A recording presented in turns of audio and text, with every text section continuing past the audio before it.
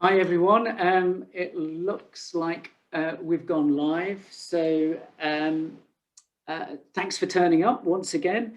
I'm Steve Smedley, Acuity Associate. Welcome to our fourth webinar in our spring series where we're picking up white paper themes and also in this case a general update from the regulator. So I'd also like to welcome Jonathan Walters from the RSH, who's going to really be covering stuff right from the macro right down to the micro, including a bit of an update where we are kind of operationally and in terms of risk. Before I hand over to Jonathan, just the usual boring housekeeping issues. This webinar's scheduled to last for an hour. If you've got a technical issue with your sound and vision, please use the chat function at the bottom of your toolbar to contact James. James, if you could give everybody a wave. There's James. So just use the chat function and James will try and sort out your tech issue. Jonathan's sort of got a number of themes to cover. There'll be logical pauses at the end of various themes. So we'll be taking questions as we go. So if you've got a question for Jonathan, please use the Q&A function on the toolbar, also at the bottom of your screen, to post succinct, brief questions to Jonathan. I'll sift through them and put them to Jonathan verbally. So we'll kind of hoover those things up as we go. What I forgot to ask Jonathan was whether you're happy with us recording this. Yeah, absolutely. That's not a problem. Fab. So a recording will be available shortly after this is finished. So that'll be there for posterity for you, available on the website, but also do direct your colleagues who couldn't make it today to go check it out. So Jonathan, without further ado, I'm going to hand over to you. Thanks, Steve, and thank you for having me back. It's great to be here. As Steve said, I'm really happy to take questions as we go through. Especially if I'm slipping into jargon or talking absolute nonsense, then do feel free to step in and challenge and ask questions. That would be great. So as Steve said, I'll do sort of 3 or 4 main chunks, but we'll start off with kind of where the government is today. It won't have escaped anyone's notice. It's the Queen's speech today, which will say something about where legislation is going to go. So I'll start off talking about government housing priorities as we see them and what we think that might mean for the sector. And then perhaps we'll get into some of the sort of sector-specific issues and some of the things that we're picking up as we go out and regulate. And then maybe round off with the white paper and where we think the white paper agenda is going to take us. And then obviously really happy to pick, if there are any other topics you were hoping I would talk about that I'm not covering, then I'm really happy in Q&A to try and pick those up and address any questions that people have. But just starting off right at the big macro level, as I say, it's the Queen's speech today, and there's been lots of briefing in the weekend press and then in the papers this morning about what's going to be in the Queen's speech, and obviously a lot of that will be coming from government itself about the sort of key themes it wants to bring out. I don't actually know all the bills that are going to be in the Queen's speech yet. I don't think well, some people do, but I think it's kept pretty tight until the Sovereign gets to read the list out for us. So what we don't yet know definitively is whether the legislation needed for the white paper changes will be contained in this legislative programme, or whether it's going to be later, in the 3rd session of Parliament before we get to putting legislation in place to make the white paper happen. I'm not saying it's not going to be there. I'm just saying I don't know definitively one way or another until the Queen sits on the throne this afternoon and reads out the government's legislative agenda. There has been quite a lot of briefing, and I think that is something we can talk about. It's been very clear government is briefing out about planning policy, and as I say, even if the white paper legislation is in there, it's clearly not the top of the thing the government wants to talk about when it comes to the housing market. The thing the government wants to talk about most when it comes to the housing market is planning reform, routes into home ownership, and building safety. And I think those are the big things. clearly a lot of time has been taken up with the cladding issues, and that, that is ongoing debate and discussion. Clearly everyone will have seen, just some of the tragic stories of people that are trapped in flats that they can't sell, that they don't feel safe in, and at the moment, no immediately clear way through for everybody to get out of that situation. And there was obviously the fire safety bill last week, they finished Parliament off, but we still need to see how that actually plays out, how the fund is used, how this developer tax works. But that is very much about helping people who've already chosen to buy their own home, and that's where I think a lot of the government's efforts are going. What we don't know yet is how things like the levelling up agenda that the government is very keen on at the moment, how that will play out in terms of housing policy and regeneration policy, what that means for the government's view of housing associations. So one of the things that I think is really unknown at the moment is what this government thinks of housing associations, what it thinks of the role of housing associations and registered providers in delivering its various policy agendas.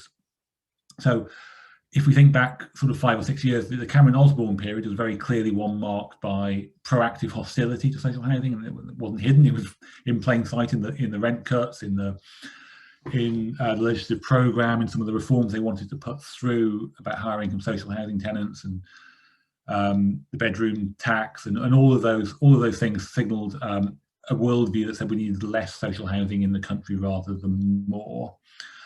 That changed significantly, I think, with post-Brexit, and I think Theresa May and housing ministers like Gavin Barwell and people like James Brokenshire, they actually had a very different take on the social housing sector, and I think they saw housing associations very much as community anchors, as organisations that were in the communities that were feeling left behind, that were feeling deprived, that feeling they were losing out on the benefits of growth. And I think they saw those as a bridge, actually, that government could work with, a key strategic partner government could work with to try and address some of those issues that had fed into Brexit. What we don't know yet, actually, is, I still don't think, even though he's been in power now for 18 months, 2 years, 2.5 years, isn't he? He's been in power quite a long time now, Boris Johnson, but I don't think we yet have a clear view as to what his government's view of housing associations is. Beyond the sort of more traditional conservative concern with home ownership, as I was saying, and that's clearly been played out in, as I say, in the legislative programme.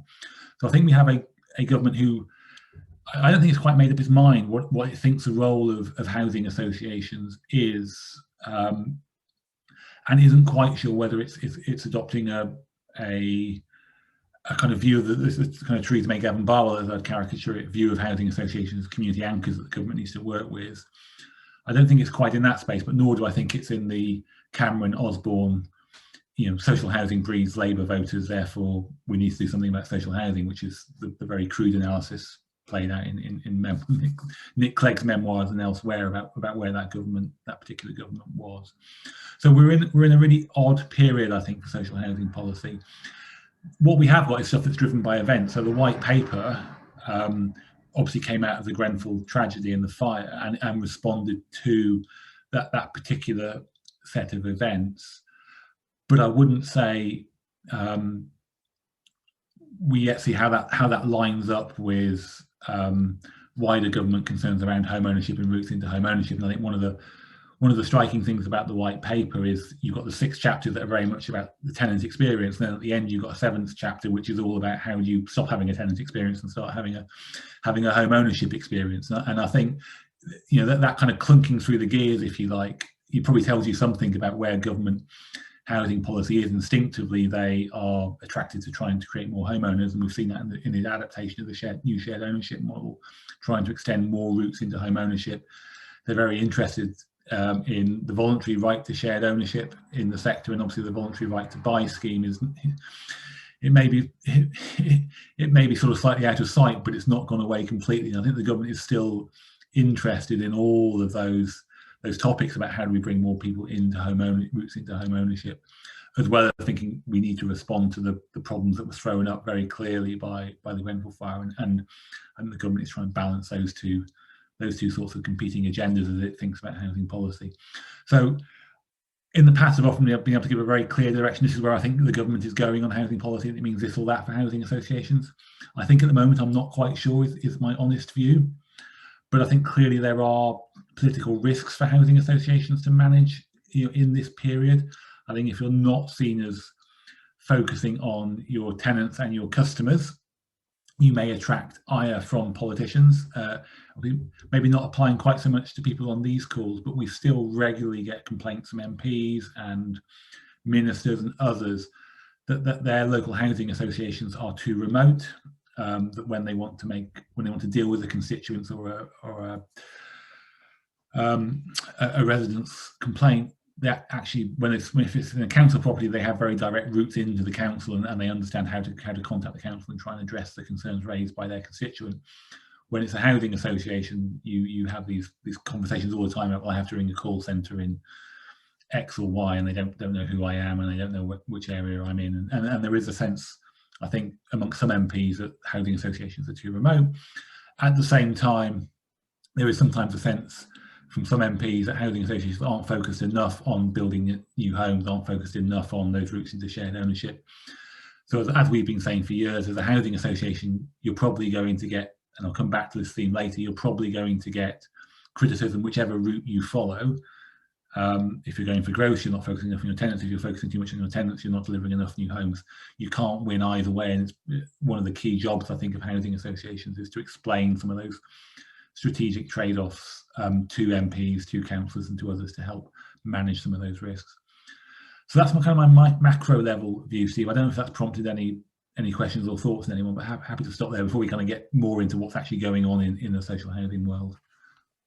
Well, I think the only question we've got so far is from David Morland, and I would encourage people once again to use the Q&A function at the bottom of the page to post your questions. Yeah, and David's simply asking what the levelling up agenda is and who it's aimed at. You need to get the Times political correspondence in, I suspect, to decode what the levelling up agenda means. It's a really, all I can say so far is I've not yet seen, in the policy discussions we have with the department around the social housing sector, it's not yet clear quite what the levelling up agenda means, if I'm completely honest, other than, and this is being played out very publicly in the press, a government that is now much more interested in parts of the country that perhaps Conservative governments haven't always been interested in the past, matched by and mirrored by a distinct change in tone of relationship about and views of London. So I think whereas in the past you might have expected Conservative governments to prioritise London as kind of the engine of economic growth for the country, and that's certainly been the argument both parties have used for 20 or 30 years for focusing a significant amount of resource on London. The levelling up agenda to me seems to be more about, should we be spending quite as much in London, or should we be spending more money in areas where perhaps we haven't spent that money in the past? And I think that's beginning to be played out a little bit in some of the housing allocations and policies, but beyond that, I haven't seen it play out particularly in policy discussions yet. And I'm trying to think about the best way to phrase this. Is your opinion, because obviously you talk to ministers and you speak to senior civil servants, do you see it as being a genuine, if you like, social and economic response, I suppose, a la One Nation conservatism, or do you think it's almost like just political expedience, that they're understanding politically that they need to be seen to be doing something? The honest answer, Steve, is I don't know. Right. And I've been in and around government now so long. I've seen many initiatives where we're going to devolve power away, whether it's relocating the BBC or moving bits of departments out of the capital, or whether it's about creating metro mayors and devolution deals. It's a really tough nut to crack. Even if you really mean it, I think it's really hard to do. Right. If you're only window dressing, I think it's basically impossible, and we'll need to wait and see. Okay, Okay, yeah, so yeah, exactly. Just need to see how the whole thing shakes out, policy-wise. Right, I think we should crack on. Excellent. Okay, so in terms of what we're seeing in the social housing sector, so the first thing I think to say is we think the sector's done incredibly well during the past year, 18 months. I think even the sector's sternest critics would say actually social housing providers have responded and adapted to coronavirus incredibly well. And I've heard that from ministers and from politicians on both sides, actually, that they have been impressed with the way providers adapted, responded, the way they shifted their focus, you know, the sort of the calling out to make sure vulnerable residents were okay, the reallocation of staff and perhaps who couldn't do their job, their day jobs because of social distancing, putting them onto kind of contact and tenant engagement focus. That has been noticed, and I think it has been noticed very positively. We've been carrying out the cause survey for the past year, and we're now just finishing off with the very final cause survey, so we expect to publish that later this week. And I think what that showed is the sector did adapt and respond in terms of its approach to repairs and statutory compliance checks and all of those things. We think the sector did a really good job. And as much as it pains the regulators to be positive about the sector it regulates, I think we would all say that the sector responded incredibly well. And I think that really helps. I think it really helps in the context of the white paper agenda. I think it also helps establish some more trust between landlords and tenants, and that's not that landlords have got it right every single time in every place, but I think by and large, I think it's generated a lot of goodwill with key stakeholders, and have really shown that the best bit of social housing, if you like, that actual concern with individuals, with place, with changing people's lives, with supporting people, that's been a really positive thing. But what's been really interesting from my perspective is the way since probably about September time, I think the debate has really shifted in the sector as people have begun putting together their financial forecasts for the next 30 years, which takes you up to 2050 and the government's target for zero carbon. How that really has changed, I think, some of the debates in housing associations, big and small. And I think there is now a real, very live discussion going on in the sector about the investment needed in existing stock and quite what a whole series of agendas are going to mean for the amount of money you need to spend on your stock over the next sort of 20, 30 years. And I'll say that's playing out across the country, and it's playing out across different types of organisations and different types of geographies. But I think it's got four key elements, and this is when we're doing IDAs, these are the things we're talking to organisations about. So the first is, do you understand your base position? How well do you understand the condition of your stock now, and how much you need to spend on your stock currently to keep it up to the existing decent home standards? So forget decent homes 2 and zero carbon and building safety. Just what is the condition of your existing stock? Do you know how much you need to spend on it? What is the quality of your stock condition survey? I think we find that's very very variable. How old is your stock condition survey? How comprehensive is your stock condition survey? And that's not to say there's a right or wrong answer here. These are all trade-offs. There's no simple, you should be doing it this way, but understanding, I think all of that is really important. And then crucially, something we see certainly in larger organizations going wrong from time to time or happening from time to time is you'll have a sort of set of numbers about this is the expected spend we need on the stock condition over the next 30 years coming out of the survey from the maintenance department. But when you look at the business plan numbers that the board and the executive team are signing off, somehow that stock condition spend has been depressed.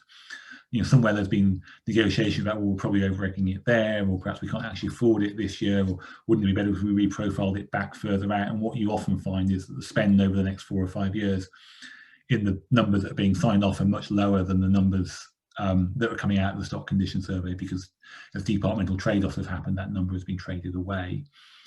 I think some of that is also the legacy of the rent cuts, where we do know people did reprofile out major repair spend further back into the business plan. So the first question I think we're asking people is, are you being honest with yourselves and your board about what you need to spend on your property, and do you know, and how robustly do you know what that spend is? And that's because I think once you've got to that base position, if you like, there are then three competing agendas or three waves of potential expenditure on the stock that you might have to make depending on your stock profile and condition. So the first of those is around building safety. And obviously a lot of that is focused on the tall buildings, over 18 metres, but also complex buildings and buildings with vulnerable residents in. How well do you understand the work you need to carry out on those? But that's beginning to morph actually into some of the sub 18 metre buildings. And again, this is something we're finding very much in IDAs, is as people have gone out and done some of those checks on the cladding and on compartmentalisation, particularly on stock that they've taken maybe through 106 over the last 5 to 10 years, when you go back and look at those buildings properly with fresh eyes, you find out they're a bit rubbish, and that they're not built as well as you thought they should have been. And when you actually look at them, there probably is quite a lot of remedial work that needs to be carried out. So what we're finding is, whereas perhaps you might take an assumption, you take a new build into the organisation, and you assume you're not going to have to spend anything on it in the first 10 years because it's new and therefore everything should last for that first 10 years. People are actually finding they're having to spend more money on existing stock. And I think it's uncovering what perhaps many of us have suspected for a while, and has certainly been showing some of the Grenfell inquiry stuff, is that the building industry has not been building properties to a sufficiently good standard for probably quite a period of time. And that's a much wider issue than social housing. It goes much wider than that.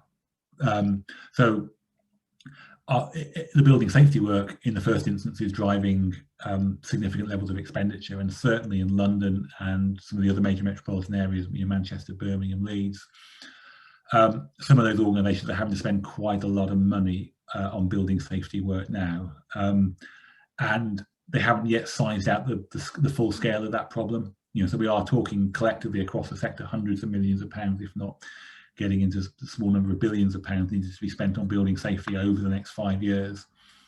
And that's a really tough ask for some organisations, and often it's those organisations who've been developing fastest most recently, who've got now the biggest amount of stock, maybe flattered accommodation in 18 plus or sub 18 metre buildings that were also built a bit rubbish as well. So there was actually quite a lot of work and quite a lot of expenditure required for those. But even if your existing stock's really good and you're not particularly affected by building safety, you've still got the other two agendas to think about. One is Decent Homes 2, which the government is beginning to consult and talk about. And then the second is obviously zero carbon. And the real tensions between Decent Homes 2 is probably going to try and get us to EPCC, maybe even EPCB. But there's also some other things that might go into the new Decent Home standard, about fabric of the building. It might move away from a focus on components. There's a really live debate about what the new Decent Homes 2 standard will look like. And I think that's going to take a little while before that settles down. And then you've got the zero carbon expenditure that really nobody quite knows what the right technology is at the moment. Nobody quite knows how much they're going to have to spend. There's some very big numbers being bandied around today, but you might not be doing this work for 20 years. And in 20 years' time, the cost per unit may have fallen quite significantly. So there's a really difficult question to size at the moment. But I think all of those agendas mean that almost all housing associations now are thinking and focusing more on their existing stock than they have done probably since post 2010, when the last Decent Home standard regime came to an end, if you like. And I think, and I've been characterising this elsewhere, as I think there's been a pivot for a lot of organisations. The last 10 years has all been about new supply. How do you build more homes with less grant? That's been the kind of strategic challenge for the last 10 years for a lot of housing associations. I think the strategic challenge for the next 10 years is, how do you ensure your buildings are safe and you're on that route map to zero carbon, while also still addressing the housing crisis we have in the country and the need to build more homes, and again probably still in a zero carbon, in a low grant environment. So the challenge has just got even tougher for housing associations. I think the last 10 years were far more difficult than the previous 10 years before the credit crunch. Post credit crunch, it's not been easy. I think it's about to get really much harder to run a housing association. The pressures on you are going to increase. Expectations of tenants are probably going to increase. Expectations about investment in existing stock are going to increase, and expectations about supply are not going to go away. And the real debate we're having with boards and in our IDA program at the moment is, how are you onto those agendas? How are you Do you have the right information? Are you having the conversation at the right level? Are you either the danger you panic? We've had some conversations where people were, it's almost like, well, we're going to sell half our stock if we're going to be able to afford to get to zero carbon. I'm caricaturing, but you know what I mean? It's kind of this is going to require us to sell a lot of properties to make it work. It's like, well, hang on a minute. That might or might not be the case. But it's the 30-year agenda. You need to think in those kind of long-term strategic terms. But on the other hand, we've had one or two organisations that have almost had their head in the sand and aren't even beginning to think about this, and they're carrying on as though it's still 2018, not 2021. It does feel like the world has shifted, quite a lot in the last year or two. So those are the types of discussions and challenges we're having with housing associations. And then the final bit in that piece, I think, that's really difficult for people to get right, and it's something we are challenging boards about, is how you talk about those trade-offs with your stakeholders. So one of our kind of long-term observations, if not criticisms of the sector, is housing associations are really desperate to be liked and try and keep all their stakeholders happy. And I completely get why people do that, but sometimes that leads actually to a loss of trust, because housing associations, again, I'm caricaturing and this is broad brush and it will not apply to anybody, but as a sector, it's sometimes seen as a sector that's trying to keep everybody happy, telling people what they want to hear, and then ultimately not delivering quite exactly what people wanted, and therefore suffering reputational damage as a result. And what we're saying is these strategic challenges are so big and so have such profound implications for your organisations, you're going to have to make some trade-offs. You're not going to keep everybody happy. So whether that's local authorities, whether that's individual MPs and councillors, whether that's your existing residents, whether that's the regulator or the delivery agencies, the GLA and the Homes and Community, Homes England, all of those people are going to have expectations, and your own staff, all of them are going to have expectations about what they want you to do as an organisation. And it is almost impossible for you to meet all of those expectations.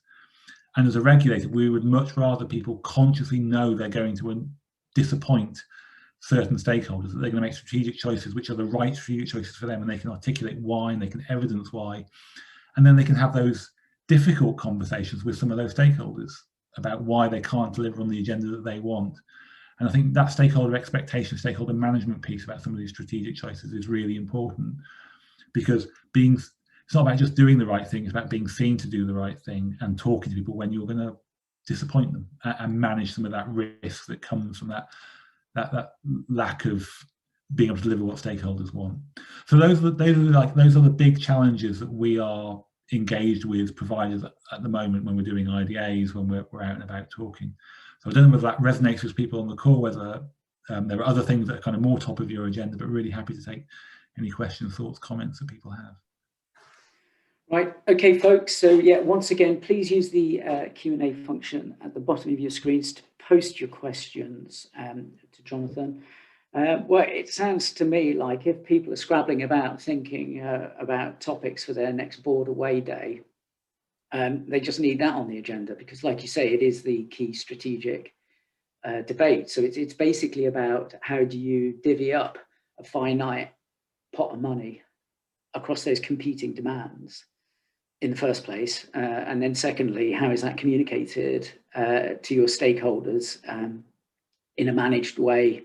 And like you say, you can never keep everybody happy all of the time. And it seems to me that that's always been part of regulation. And I mean, certainly in the current VFM standard, there's that expectation that organisations articulate where they're, the decisions that they're making between development, if you like, and spending on existing stock. So it seems to me that that's kind of been blown open and widened a bit with those other demands now on existing stock. So just a quick one, do you think the government's, obviously the government's for quite some time has seen the housing association sector as being a key partner in the development agenda.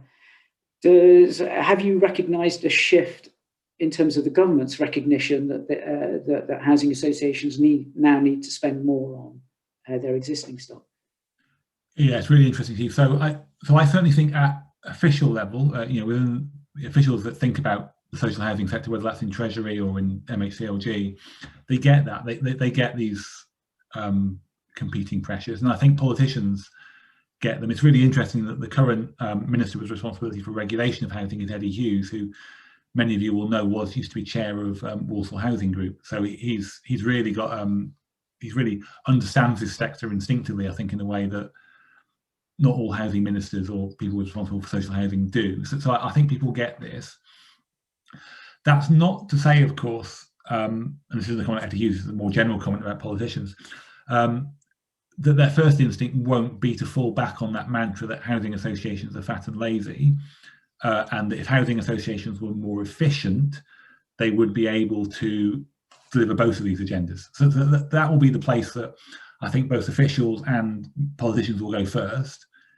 So I think this does have some big strategic trade-offs, and we've seen L&Q, probably one of the biggest, most active developers in the sector for a long time, saying it's shifting its focus. It's clearly made a very clear decision about where it wants to focus its activities, and has been very proactive in communicating that. And that, I think, is reasonably totemic of what's happening within a lot of the larger organisations. But that's not to say that in time politicians won't come back and say, well, if you were more efficient, if there were fewer of you, if you were bigger and better run, you would be able to deliver more homes. I think there's an interesting dynamic at the moment with a lot of for-profit interest in coming into this sector, and a lot of sort of commercial organisations saying, actually, well, if the traditional sector won't do it, then we'll step in and do it. And they may or may not, I don't know. I mean, what we've seen so far are the people that have come in so far have been interested either in delivering taking completed shared ownership units, or taking 106 completed units. What we haven't yet seen is a for-profit at scale building new homes and then holding them and then renting them out.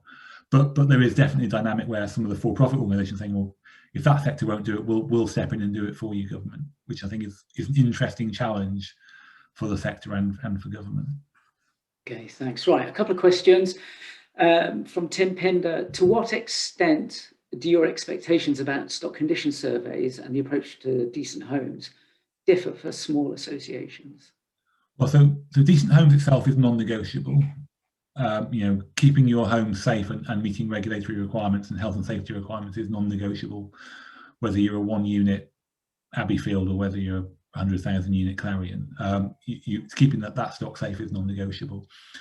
In terms of our expectations about the stock condition survey, we would expect that knowledge to be done in the way that is most relevant to your organisation. And clearly, if you've got 10 or 15 units, you'll have a very different approach to that than if you've got 50,000 units.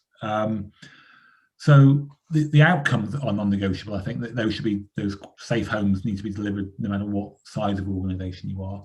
What you need in terms of that stock condition, how regularly you need it, how widespread it needs to be, how you gain that assurance, I think will differ from organisation to organisation, and I think it will look different in smaller organisations compared to large organisations. But saying we didn't realise, the gas wasn't safe or the electricity wasn't safe is not going to be a particularly compelling excuse if something goes wrong. Right, thanks for that. And I think Manara's question was probably picking up the point that you said about, notwithstanding the 18-metre rule, that other sort of newer accommodation hasn't been built to such a brilliant standard. So she's saying, well, the developers, I guess this all depends whether you've got legal recourse or what's in the contract. Will the developers be made more accountable and require them to pay towards the cost of rectifying any building defects which they've developed for a HA? Well, I think that's just usual. Yeah, so what I don't think we're going to see is government forcing anyone to the table. And we've seen this a bit. I mean, clearly, you'll know the government's having a discussion about the cladding tax and whether it can claw some money back from the developers for that. I think government would say, housing associations should be grown up commercial organisations. They, if you took a building on stock and you didn't check it properly when you took it in, then more fool you. Caricaturing again, but frankly, we are aware that some housing associations have successfully pursued developers for defects in buildings. And I think people generally do that quite quietly. You know, they don't, you know, they're not splashing it across inside housing that they're taking X or Y to court. But we do know those sort of commercial negotiations are going on, and some of them are being quite successful in getting developers back to sort problems out, or getting funds to make good the problems themselves. Okay, yeah, I'm not sure. I don't know if you can see David Morland's question, but I'm not sure that's exactly what you're getting at, David. The regulators always been there to regulate sub 1,000 unit stock. Yes. I mean, have you got any clue about that, Jonathan, or should we ask David Morland to just rephrase that? David, do tell me if I got this wrong. What I'm taking your question to be is, does the regulator have some sort of view to try and reduce the number of sub 1,000 unit organisations? To which the answer is absolutely not. We absolutely do not have, explicitly do not have, a market shaping view of the world. I mean, to the extent that we used to have powers about approval of mergers, and those got taken away from us. So even if we had a view, there is absolutely nothing we can do about it. Housing associations are independent organisations, and there is no way we can force people into mergers. I think what I'm trying to do is reflect that politicians of all stripes, this isn't a party political point, politicians of all stripes and observers actually of the sector of all stripes are quite capable of holding two very opposing views at the same time. One is there are too many housing associations and it'd be more efficient if there were fewer of them. And the other is housing associations have got too big and have lost their social purpose and mission and are too remote from the communities within which they operate. And people are, I've been in conversations with politicians where they've articulated both of those views within a few sentences of each other and seen no tension between those two things. And all I'm doing is observing that. And I think it's a reputation, from my perspective as a regulator, this is a reputational risk that housing associations need to be able to manage individually and collectively, not a regulatory view that there should be more or less, or more or fewer housing associations of any particular size. Yeah, and I certainly say, you know, having sort of worked with Acuity for a few years now and looked at the smaller housing associations, sector results on satisfaction indicators, but also on, you know, hard performance indicators, routinely outperform the bigger associations. And, you know, partly that's, I suppose, it's kind of an oft used expression, but I think the smaller associations' USP is just essentially that with many of them, they're almost on first name terms with most of their residents, and they're able to respond very smartly and almost on a bespoke in a bespoke manner. I think we're done with questions so far. So yeah, I guess we could press on. Excellent, great. So white paper. Obviously, you will have noticed the government published the white paper in November. And hopefully you remember back to the start of the conversation where I said what we don't yet know is whether the white paper is going to, legislation needed that flows from the white paper in terms of regulation will be in the Queen's speech later today or not. We'll be glued to our television or news feeds to see whether that's the case later. So a few things to say about the white paper. First of all, it's actually just about timescales itself. So even if we get a fair wind and we get the legislation announced in the Queen's speech this afternoon, it will take a year to get that through Parliament. You know, it will take some time. The government, once legislation is passed, needs to direct the regulator on a lot of the consumer standards. So a lot of the consumer standards are actually not ones that we set, but are directions that we translate into our standards from government. So tenant involvement and empowerment, obviously the Decent Home Standard itself, allocations, mutual exchange, the right to repair that some of you may have forgotten about, but is still lodged there courtesy of Mr. Shapps in our standards. All of those are directions from central government. So the government will need to redirect us on all of those, because one of the things it wants to do as part of the white paper is direct us on safety and transparency. And it wants to add a responsibility for safety and transparency to our fundamental objectives as a regulator. So the government will need to direct us, we'll need to look at the direction, we'll need to translate that into the standards, we'll need to then consult on the standards. So you put all of those things together, that even if we get the green light this afternoon, you're still probably talking 2 years. So you're probably talking 2023 at the earliest before we start a proactive consumer regulation regime. Obviously, if we don't get it in the Queen's speech this year, and it's in the next legislative slot, which will be starting in 2022, everything gets moved to the right by a year effectively. So we're looking at possibly 2 or 3 years, I think, before you see proactive consumer regulation. So that's the first thing to get on the table with the white paper. And that obviously is a really uncomfortable place to be, if we're completely honest. The Grenfell fire was coming up for 4 years ago now. GU are very vocal in saying it's been 4 years and no legislation has been passed. The building safety legislation still hasn't been passed. The white paper legislation isn't even in Parliament yet. So you're looking at 6 years, possibly 7 years, between the Grenfell tragedy and a change to the regulatory system as a response to that. That's a long time, and you can completely understand if you're a bereaved or a tenant, an ex-tenant of Grenfell United, or just if you're just a tenant observing these things. That's a long time to wait for changes to what was a real tragedy.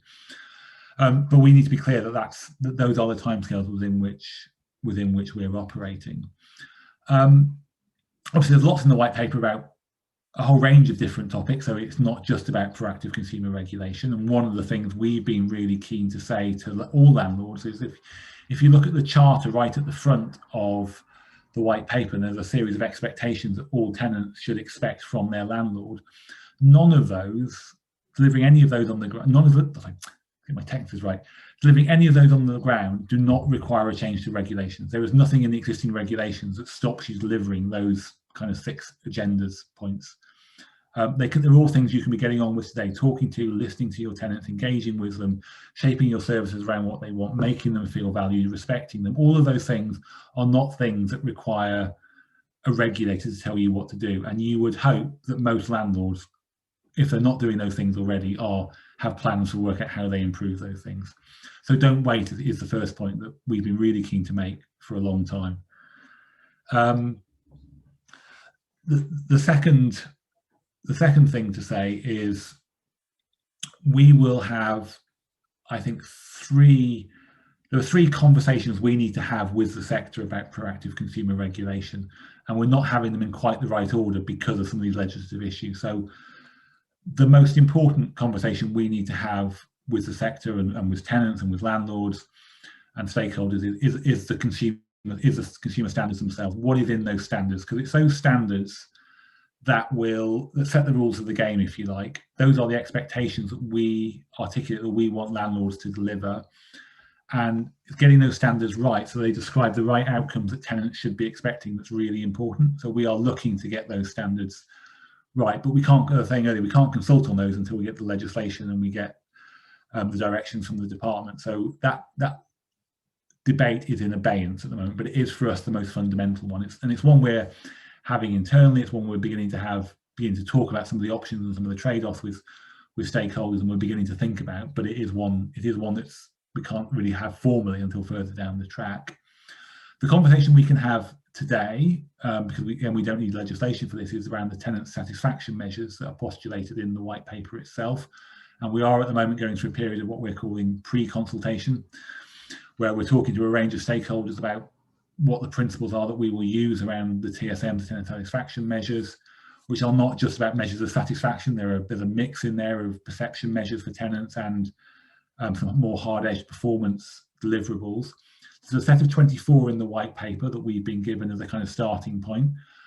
I would be surprised if once we get to the end of this process, those 24 remain the same. We have views about some of them.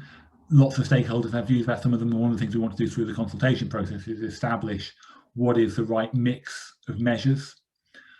But the most important thing for us is those TSMs are a tool. They are not an end in themselves, and they are not about forming a league table. They're not how we will assess landlord performance.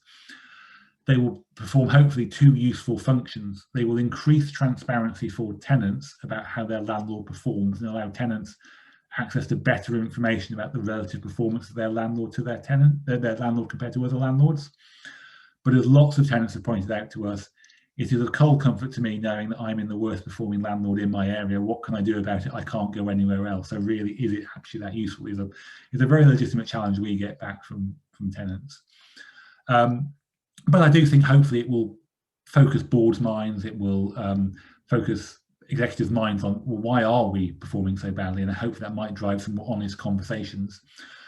But as a regulator, we will only ever use the TSMs as a can opener. There'll be a useful piece of contextual information. They will not be, we're not going to say you're in the bottom quartile, we're coming to visit you, you're in the, you're only hitting X and we actually want you to be at X plus 10%, so why aren't you there? They are too crude a measure. They're really helpful. But one of the things we're really nervous of is them driving perverse incentives. So the really classic one for me is the measure that's in the white paper proposals around complaints and measuring the number of complaints. But few complaints might indicate that you have a labyrinthine complaint system that is really hard to use and therefore nobody bothers complaining. And lots of complaints might indicate that you're a really open, receptive landlord who encourages people to use your complaint system and uses that to improve and drive your business. And the KPI would just maybe take you to completely the wrong place about that landlord's performance. And there are lots of those dotted around in KPI. So we think they'll be useful, but they are just one tool amongst many. So that's the conversation we're having first because we can, and because specifying them and saying what they need to look like will be quite a challenge. And I'll come back and talk about what the challenges for small organisations in particular in a minute. I'm sure there'll be some questions about that. And then the final discussion that we need to have with the sector will be, well, what does the assurance gathering inspection regime look like once you know what the standards are? How will you go about gathering that assurance that landlords are meeting those expectations? And interestingly, when you talk to tenant groups, that's the bit they most want to know about. They most want to know, how will you keep my landlord honest? How will you actually find out what it's really like to be a tenant of that landlord? Because frankly, a lot of tenants will say, well, the KPIs, they'll just game. They will somehow find a way of putting as positive a spin as possible on the TSMs. So that might be of interest, but really what we want to know is, how will you come out and find out what it's really like to be a tenant of this landlord? And how will you hold them to account? And will you actually downgrade landlords? Will you actually punish landlords that are not delivering a good service? And that's the bit that tenants are most interested in. That's the bit that they want to, that we've got an iron fist, as some of them describe it. And that's really important. How will we gather that information? The standards will apply to everybody, as the current set of standards do. So whether you're 1 unit or 100,000 units, you should be delivering those outcomes for your tenants. Obviously, it'll depend on your context how those outcomes are delivered. The question around the TSMs and the sort of inspection assurance gathering regime, I think that is a really interesting question for smaller organisations, and it's one we don't have a settled view on yet. There is definitely a constituency that says, when it comes to service delivery, every tenant matters, and therefore every tenant should have the protection of a proactive inspection regime that will look at what that tenant experience is like. And just that every tenant should know what their landlord performance is like, therefore the TSM should be collected by everybody. And I think as an aspiration, I think we could all sign up to that. The practical implications of delivering that on the ground are, as I'm sure you'd appreciate, are really challenging. There are 4.1 million social housing homes when you put local authorities and the housing association sector together. 4 million of them sit with 200 local authorities and 220 housing associations. So you've got 4 million in 400 odd organisations. And then you've got just over 100,000 homes in 1,000 organisations. And this is the conundrum we've always had as a regulator, is you can reach 90, will be probably 99% or something, I can't quite do the math in my head now, of the sector just concentrating on those 400 large landlords, local authority and housing association.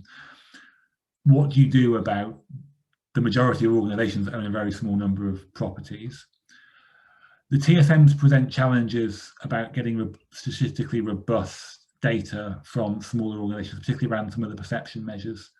And depending on where we land on some of those, they might be quite difficult to collect. They might mean you have to survey tenants on a much more regular basis and much more comprehensively than the larger landlords, who can use more statistical sampling techniques and talk to a smaller number of landlords to get a statistically robust data set. So that's one of our big questions actually about the TSMs as we have the discussion over the next year, is should they be reported on by all landlords irrespective of size, or are there some sampling problems with the smaller landlords being able to capture the right information? And I think there will be a mix. There may be a mixed economy. I think some of the, there are TSMs proposed around are all your electrical safety checks up to date? Are all your gas servicing certificates up to date? Those are probably things we should say every landlord should be able to report on.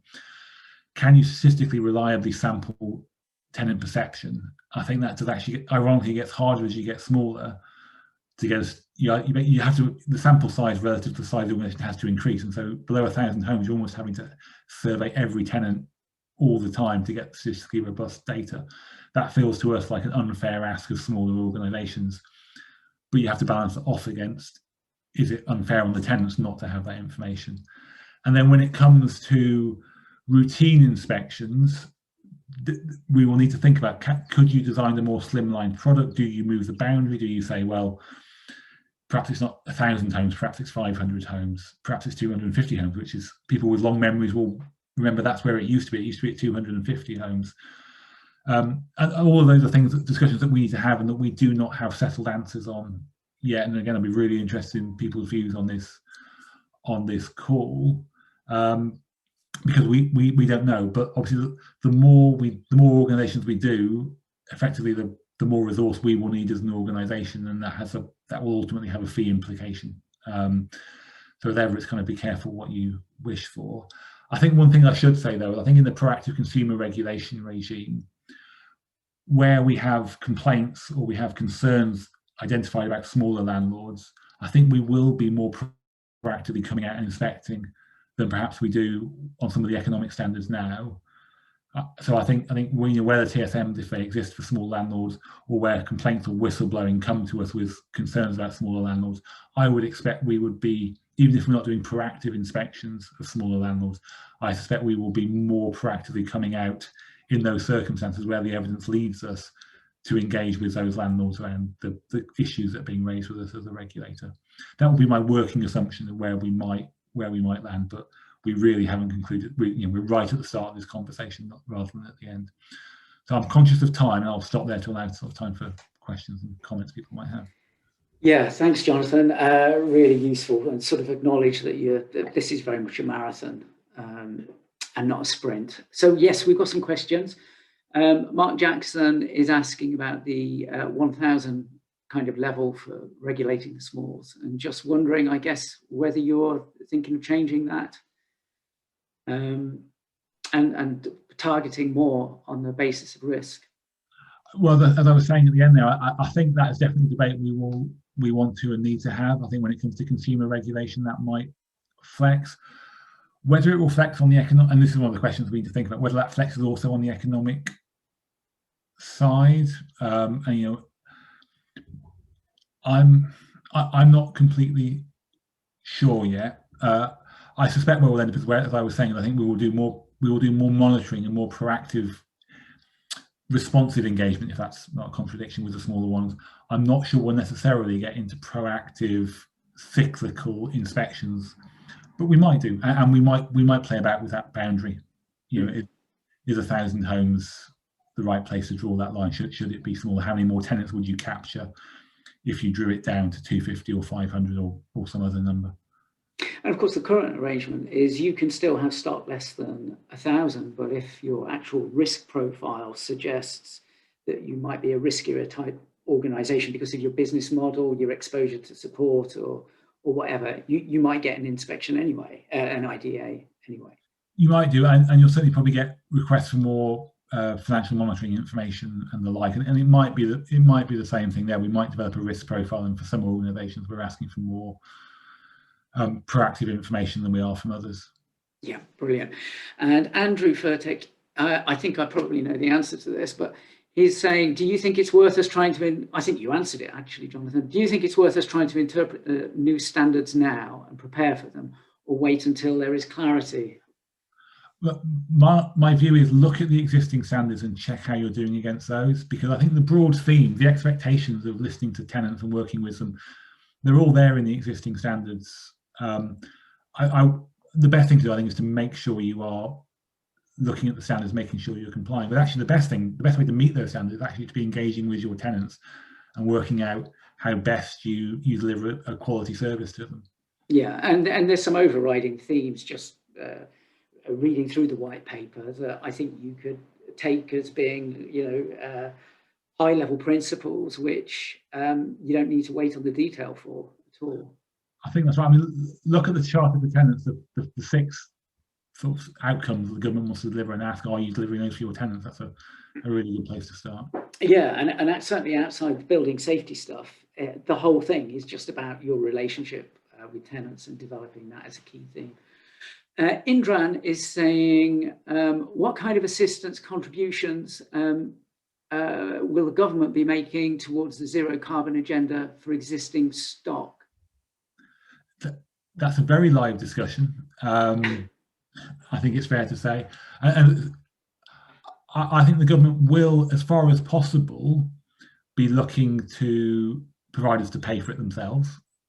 I think there may be a discussion down the track about what support can be given in particular circumstances. But I think you need to know, as far as you can, what impact it will have on your business without any government support, rather than waiting to see whether anything turns up and work out how big a problem you've got if you have to pay for it all yourself. Yeah, and I don't suppose you've got a wind of any government investment in innovation.